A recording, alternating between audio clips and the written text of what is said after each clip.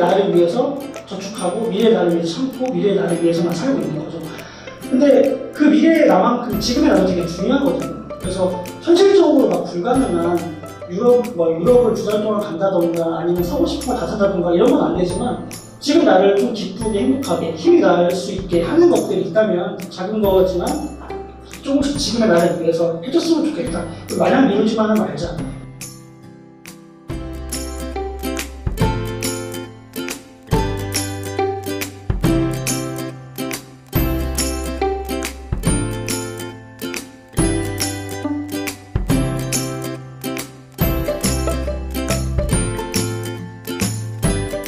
제가 주제별로 가져와 봤어요.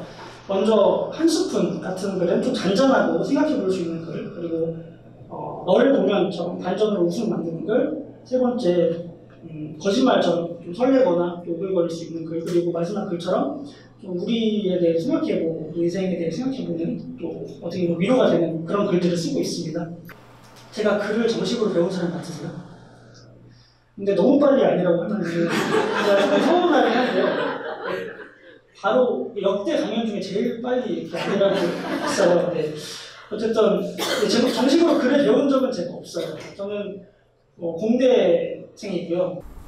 어느 날 아는 동생이 인스타그램이라는 걸 하세요. 그래서 그게 뭔데? 그래서 페이스북의 시대를 갔다. 이제 빨리 인스타그램을 해야 된다고 하는 거예요. 그래서 취준생이 무슨 SNS냐 공부 열심히 하자 생각이 들었는데 갑자기 이게 떠올랐어요. 그래서 그래 옛날에 썼던 글들 좀 올려보고 반응 없으면 취업 좀 열심히 하자.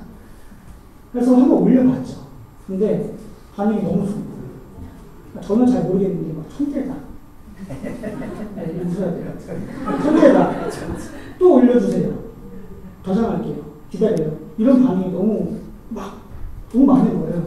내가 원하던 게 이건데 너무 신나잖아요. 그래서 얼마나 글 쓰는데 미쳤냐면 아침에 도서관에 가요. 그 다음에 계속 시를 써요. 그러다가 시간이 많이 취업 준비했어요. 집안 분위기가 별로 안 좋았죠. 왜냐면 엄마 아빠께서는 너 지금 뭐하고 다니니? 취준생이 지금 뭘 하는지만 이해가 안 된다. 이런 말씀하셨어요. 그래서 아버지께서는 되게 현실적이고 또 극단적인 면이 있으세요. 그래서 저한테 당장 글 쓰는 거 그만하고 취업 준비 열심히 해라 라고 하셨는데 저는 이렇게 말씀드렸죠. 제 인생의 목표가 취업이 아닙니다. 저는 제가 좋아하는 거, 잘할 수 있는 거 찾았고 취업 준비, 글쓰기 두 개 열심히 하겠습니다. 라고 이렇게 멋있게 말했지만 취업 준비는 안 했어요.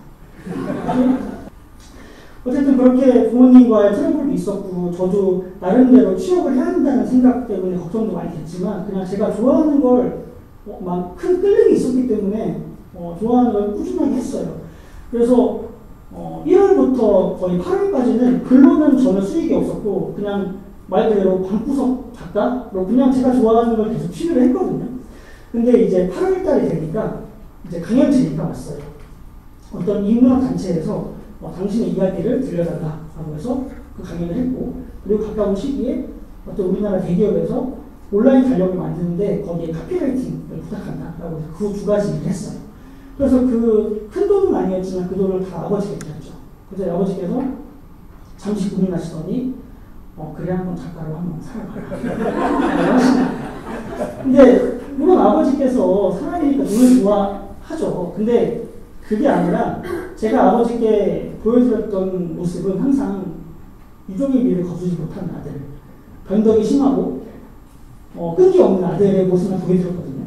근데 아빠가 보시기에는 얘가 지금 처음이니까 사람들이 좋아하고 읽어주는 거지. 네가 얼마나 글을 안다고 얼마나 쓸 수 있겠니? 언제까지 사람들이 봐줄 거 아니? 이런 생각을 하셨는데 제가 여기까지 하게 되면서 좀 그때부터는 대놓고 취업 준비를 안 하면서 작가, 프리랜서 작가 이렇게 들어섰죠. 별로 연락을 안 하던 친구였어요. 졸업하고. 근데 어느 날 전화가 왔어요. 그래서 글 잘 보고 있다 이러는 거예요. 그 친구가 저한테 근데 힘든 건 없어? 이러는 거예요. 그래서 저는 그냥 프리랜서다 보니까 일이 없으면 좀 되게 불안하고 반응이 글의 반응이 매번 좋은 게 아니라서 조금 마음이 급할 때가 있다 이런 얘기를 했더니 그 친구가 너 지금까지 해온 거 보니까 되게 잘 해왔고 잘 할 수 있고 그리고 잘 안 될 때는 천천히 해봐라 이런 얘기를 해주는 거예요. 근데 천천히 해봐라는 말 되게 단순하고 쉬운 대단한 말도 아닌데 저는 그 말이 필요했었나 봐요. 저는 일이 안 들어오면 나 이제 망했나? 나 이제 안 되나? 그리고 글의 반응이 안 좋으면 이제 내가 감을 잃었나? 이런 생각이 들 정도로 되게 마음이 조급했어요. 근데 잘할 수 있으니까, 잘해봤으니까 천천히 해보자 라는 말을 들으면서 마음이 편해지는 거예요. 이 말의 힘이 되게 신기하고 웃긴 게 말을 해준 사람은 그 힘이 얼마큼인지 몰라요. 근데 듣는 사람이 그 말이 따뜻하게 다가오고 저처럼 약간 그 신선한 충격으로 다가온다면 실질적인 도움보다 더 큰 힘이 있다 생각하거든요.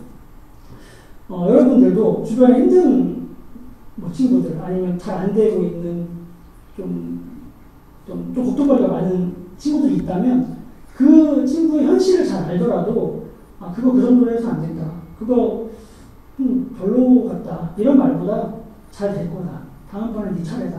할 수 있다. 이런 얘기를 해줬으면 좋겠어요. 왜냐하면 그게 왜 중요하냐면 선택하고 노력하고 도전하는 건 그 사람의 몫이에요. 우리가 해줄 수가 없어요. 근데 우리가 할 수 있는 가장 큰 거, 그 사람이 어떤 걸 선택하는데 자신감을 키워주는 거, 그리고 잘 안 됐을 때 다시 일어날 수 있는 힘을 주는 거, 그게 말로 다 되거든요. 그래서 그런 게 중요하다고 생각을 해요.